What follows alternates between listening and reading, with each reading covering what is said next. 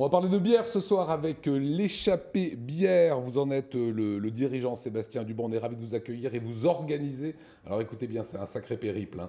La première nuit de la bière à Strasbourg. Il y avait déjà eu ailleurs, dans d'autres régions, hein. Exactement, la première a eu lieu l'an dernier à Lille, haute site brassicole d'envergure, et maintenant on innove en Alsace avec la première nuit qui débarque le 7 juin, donc à Strasbourg. Qu'est-ce qu'on peut dire? Vous êtes un birologue?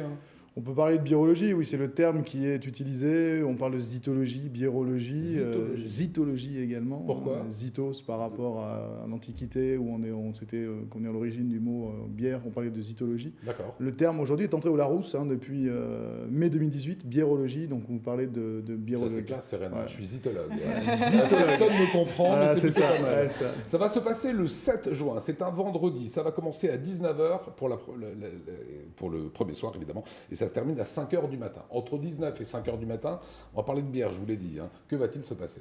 Alors déjà, il va se passer la découverte de beaucoup de choses, hein.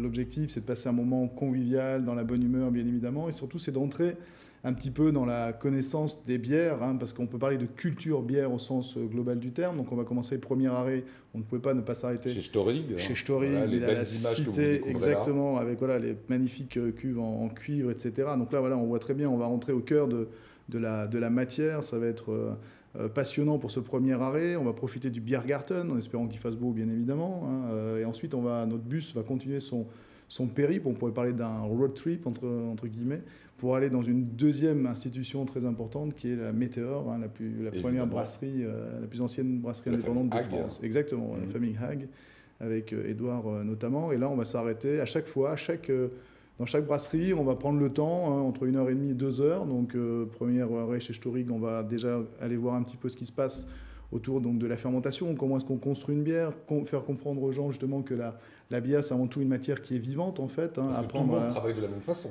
Ah, complètement, il y a toujours, vous allez prendre l'Alsace travaille autour de la bière depuis 900 ans, grosso modo. Hein, donc on brasse depuis de nombreuses années, depuis de nombreux siècles. Mais on part donc de la matière, de la céréale, et on la transforme pour arriver à par le biais de l'alchimie, on va parler de l'alchimie pour arriver à ce produit magique qu'est la bière, quoi, et est-ce que pendant le parcours, on peut déguster des bières? Ah, c'est l'objectif. L'objectif, c'est Ils sont en bus, ça, on rappelle quand même. Voilà. Donc, on emmène les gens en bus. Ouais. Hein, voilà, l'objectif, c'est ça. Donc toujours dégustation, on parle bien de dégustation. L'objectif, c'est justement d'aller voir le travail passionnant que font les brasseurs. Hein, c'est-à-dire qu'on va avoir 4 arrêts, donc rapidement Storig, Météor, Uberard, donc jusqu'à Pfaffenhofen, hein, donc Eric Trossa qui était l'un des premiers à recréer en 1999 donc la brasserie Uberard, et on finira donc chez Christian Hartzner, donc brasserie Perle à la Méno, donc 4 brasseurs. Et là, vous improvisez une discothèque fantastique. C'est ça, exactement. L'objectif, c'est ça, c'est le côté. Après 3 bières. C'est ça, le côté ludique. C'est le côté ludique également. Ne pas oublier l'ADN de la bière, c'est quand même la convivialité. Hein. C'est de dire voilà, il existe bon nombre de nuits en France, la nuit des musées, la nuit des cathédrales, la nuit blanche. La nuit de la bière, c'est aussi ça, c'est d'aller voir un petit peu comment se passe la culture bière en passant un bon moment. Alors vous êtes un vrai spécialiste de la bière. Delphine Vespizer l'avait même découvert, vous étiez avec elle. Exactement. Dans votre Alsace avec Delphine, et vous allez voir quelques spécificités. Là, c'était sur Strasbourg, regardez. Là, on se trouve au pont Saint-Martin. Et pourquoi est-ce qu'on s'arrête sur le pont Saint-Martin? Parce qu'on a déjà une très belle vue sur la Petite France de manière générale, avec cette enfilade de maisons. Et surtout parce qu'on a donc les anciennes glacières de la ville donc de Strasbourg, hein, qui était située juste derrière nous.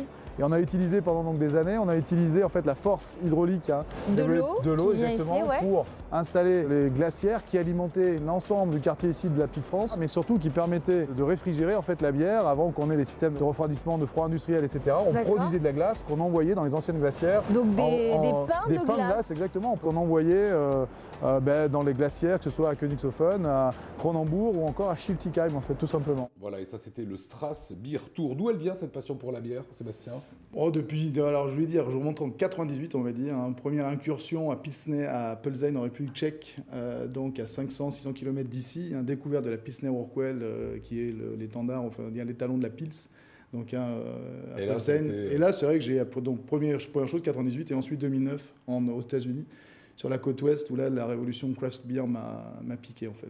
Ne changez rien, c'est vendredi 7 juin. Ça coûte combien pour participer, monter dans le bus et faire ce grand périple? 79 €, tout compris, dégustation, repas et discothèque fantastique. Voilà, plein de curiosité, évidemment en toute sécurité, vous l'avez bien compris. C'est la deuxième nuit de la bière en France, mais la toute première à Strasbourg.